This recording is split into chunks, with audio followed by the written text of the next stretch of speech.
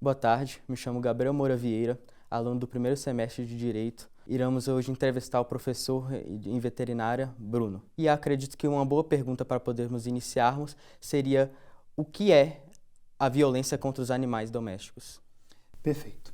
Gabriel, a gente entende como violência ou maus tratos aos animais tudo aquilo que permeia a perda das liberdades dos animais. São 5 as liberdades. Temos que garantir que esses animais não tenham medo, que eles tenham acesso a uma boa nutrição, sejam livres de dor ou algum tipo de sofrimento, livres de doenças e consigam expressar todo o seu comportamento natural.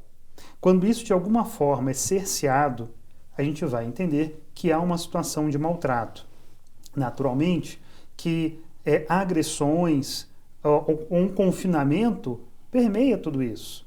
E há muito tempo a gente já entende quando essas situações acontecem. Veja, a gente tem essa Constituição de 1988 que lá já classificavam os animais como seres sencientes, capazes de sentir emoções, dor e de sofrerem. E com o passar do tempo, outras legislações foram sendo criadas. E na opinião do senhor, o que motiva essa violência contra esses animais? A violência pode se dar por vários motivos, inclusive a nossa percepção de que ela está ocorrendo. É natural que cada cultura tenha as suas predileções e tenha as suas opiniões, a sua forma de enxergar o animal.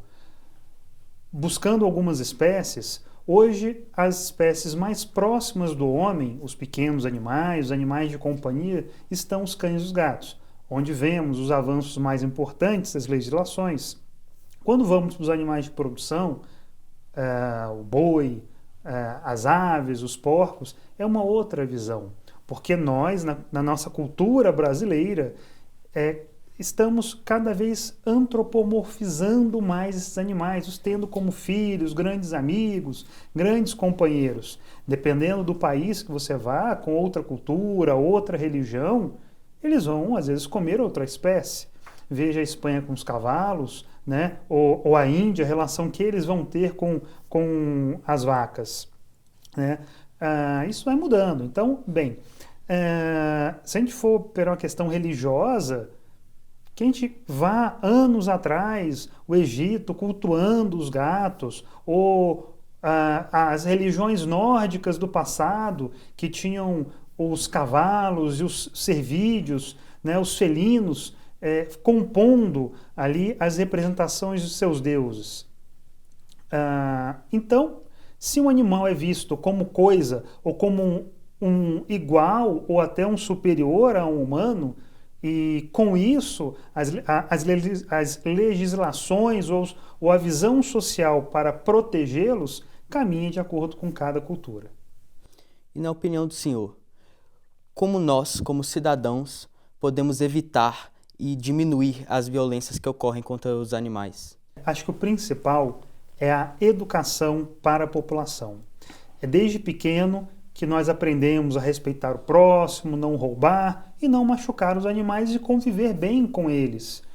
E estamos aqui falando mais focado numa cultura, numa cidade, já que estamos, né, numa grande cidade, mas se formos para os indígenas, eles já têm uma relação excelente já de troca com os animais, seja de subsistência ou um animal de companhia. Lá eles têm os que eles chamam de xenibabo, que é um animal do bem, uma arara ou alguma outra ave, uma capivara, que eles têm uma relação de amizade, que o animal pode ir e vir quando desejar. Mas cuidar bem do animal, o animal doméstico, no nosso conceito, né, isso é relativamente tranquilo, mas envolve uma responsabilidade. Entenda que quando eu vou adotar um animal ou adquirir um animal, eu já tenho que saber todas as exigências daquele indivíduo.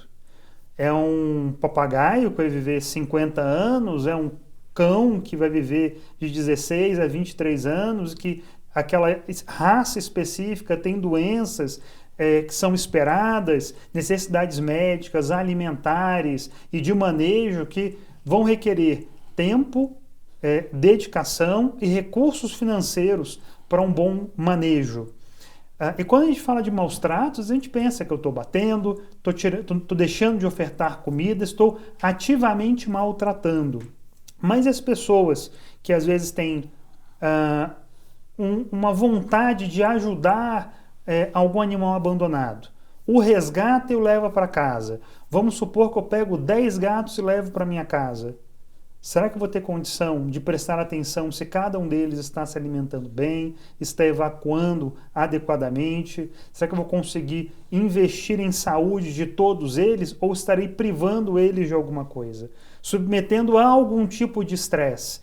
E se eu submeto a um estresse, por mais que não seja minha vontade, mas porque eu não tenho espaço físico ou condição financeira de aportar tudo que esse animal necessita, de certa forma, eu estou causando um maltrato. Então, com um bom senso, atrelado às questões culturais, cada vez a gente tem evoluído mais no entendimento do que vai ser percebido como maltrato ou não. O senhor poderia nos dizer se existem dispositivos legais que podemos acionar para casos em que encontremos animais em situação de abandono, em situação de violência, e se existem, quais são e como podemos acioná-los da forma adequada? Bem, existem sim dispositivos legais, isso varia um pouco ao redor do país. O Distrito Federal, em especial, tem a primeira delegacia de crimes contra os animais. As pessoas conseguem acessar pela internet e registrar o boletim de ocorrência. Mas o Brasil foi uma das primeiras nações a terem na sua lei maior dispositivos já que versavam sobre o bem-estar animal e classificando esses indivíduos como seres sencientes. Então, a Constituição de 1988 já dispunha dessa colocação. Mais recentemente, no ano 2000, tivemos a Lei Sanção, onde houve um aumento da pena para 2 a 5 anos de reclusão para aquelas pessoas que maltratem os animais, isso é focado mais em cães e gatos, mas existe a lei de crimes ambientais, que também permeia não só cães e gatos, mas engloba animais silvestres e exóticos, animais que correm risco de extinção uma pena ainda maior, e cada unidade da federação trata com algumas leis regionais específicas. Temos lei federal que norteia o uso de fogos de artifício, mas estaduais que vão falar sobre a necessidade de os animais estarem livres de correntes, terem assistência médica, e cada unidade da federação segue de alguma forma, né, com essas medidas de somarem ou destacarem pontos que vão falar sobre o bem-estar animal, que a lei federal já trata, mas que às vezes é necessário o destaque pontualmente. O senhor acredita que o Estado oferece amparo legal o suficiente para a diminuição de maltratos e abandono contra animais domésticos? O Estado possui legislações, mas pessoal disponível para uma fiscalização adequada já é um outro ponto. O país é muito grande e é difícil termos pessoas para fiscalizar tudo, né? Mas eu entendo que cada vez tem se aperfeiçoado os mecanismos estatais de fiscalização e repreensão aos crimes ambientais que vão envolver o maus tratos aos animais. O Estado oferece apoio a ONGs ou outras organizações que oferecem esse amparo para os animais? Hoje, a maioria das ONGs não possuem financiamento estatal. Eles podem ter benefícios fiscais, mas em geral eles não têm apoio estatal. São pessoas voluntárias que estão nessas ONGs, que sobrevivem por meio de doações.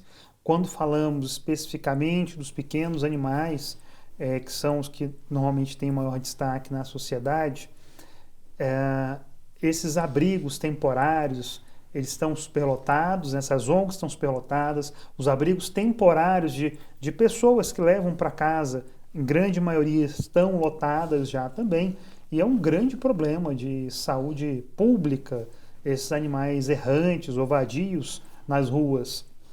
São necessárias medidas mais duras, mais sérias, um aperfeiçoamento das legislações. Se discute muito, né, sobre isso. Evoluiu já bastante coisa. A gente sabe que a carrocinha não adianta, apenas recolher os animais da rua, fazer a eutanásia, porque eles vão se multiplicar, vão repopularizar novamente. É um somatório de medidas. Uma das condutas que já temos amparo hoje é capturar esses animais na rua, castrá-los e podê-los soltar novamente, sem ser configurado como abandono. Alguns países, como a Espanha, os animais já são microchipados, há um banco nacional dos animais e facilita quando quando é identificado o animal na rua, ele ser capturado pelos órgãos do Estado, ser escaneados e se rastrear o dono e daí poder tomar as medidas, seja prisão, multa, a impossibilidade de ter sob sua guarda algum outro animal no futuro. Essas são algumas das medidas que o Estado brasileiro pode tomar no futuro. Quando vemos um animal sofrendo algum tipo de violência, quem devemos acionar? Prontamente pode ser acionada a Polícia Ambiental. Tá? A Polícia Ambiental e a Polícia Civil pode ser acionada por meio, no caso do Distrito Federal, pela Delegacia de Crimes contra os Animais. Na opinião do senhor, qual é a procedência do Estado em relação aos altos níveis de abandono animal presentes hoje no Distrito Federal? Eu desconheço uma estatística que trate sobre os animais que são abandonados na rua. Eu posso te falar que em algumas regiões, e quanto mais carente é a região, maior o índice de animais errantes na rua. Agora, se todos estão sendo abandonados, se eles fugiram de casas, ou se era uma população de rua que tem se multiplicado, é um pouco de tudo isso, o quanto que cada uma dessas situações contribuem, eu não consigo te falar e desconheço uma estatística. Porém, a educação é fundamental para a gente entender que os animais não podem ter acesso à rua, independente se é cão ou se é gato. Se eu tenho um animal, eu tenho que mantê-lo em ambiente domiciliar. Esses animais na rua são um risco à fauna do Distrito Federal e do país, é um risco à saúde pública. São animais que vão para a rua, trazem doenças para as famílias que eles estão inseridos, que são animais que adoecem outros animais em casa, e são desde parasitoses a doenças fúngicas e doenças virais. Vamos lembrar que as últimas grandes doenças da humanidade, quase que na sua totalidade, tiveram animais envolvidos. A gente pode falar da AIDS, a gente pode falar da peste bubônica no passado, podemos colocar mais recentemente gripe aviária, o Covid. Então, a raiva que permeia as grandes cidades. O Distrito Federal todos os anos tem casos de raiva, principalmente na área rural, envolvendo cavalos, bovinos, mas temos que ter esse cuidado. Hoje, com campanhas de vacinação públicas e com as vacinações antirrábicas privadas, a gente conseguiu controlar a raiva. Mas é uma doença que está permeando as cidades. Ela não está erradicada. Então a gente não pode baixar a guarda, a gente tem que seguir educando a população e cuidando dos animais em domicílio e dos animais errantes. Na opinião do senhor, existem projetos de conscientização suficientes no Distrito Federal? Eu acho que existem projetos, isso é positivo, mas não o suficiente. A gente tem que melhorar. Como grandes campanhas que tivemos no passado, eu acho que a educação básica é onde tem que se startar. As crianças que são os adultos do futuro e os grandes multiplicadores. No passado, vimos isso com campanhas de uso racional de água, uso racional da energia elétrica, não jogar lixo na rua, não dirigir sem o cinto de segurança. e, por que não, reforçar a educação do cuidado e do bem-estar aos animais. Por fim, na opinião do senhor, o Estado promove melhorias legislativas para acabar com a violência e o abandono animal? Tendo que o Estado, os nossos legisladores, são um espelho da sociedade. Cada vez a sociedade tem os animais com uma valorização maior, uma antropomorfização maior. Com a eloquência da sociedade, buscando melhores condições e valorização pela vida dos animais, teremos legislações cada vez que protejam mais, que protejam e respeitem.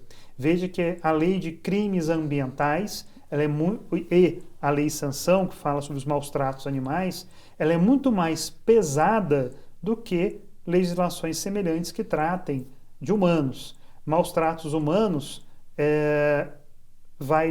a legislação com maus tratos animais é de 4 vezes a 12 vezes mais do que contra humanos. Então, acho que o nosso parlamento já reflete toda a valorização que nós temos dos animais atualmente na nossa cultura. E cada vez o fará mais. Muito obrigado, professor, e uma boa tarde. Obrigado, Gabriel. Sigo à disposição para o que vocês precisarem.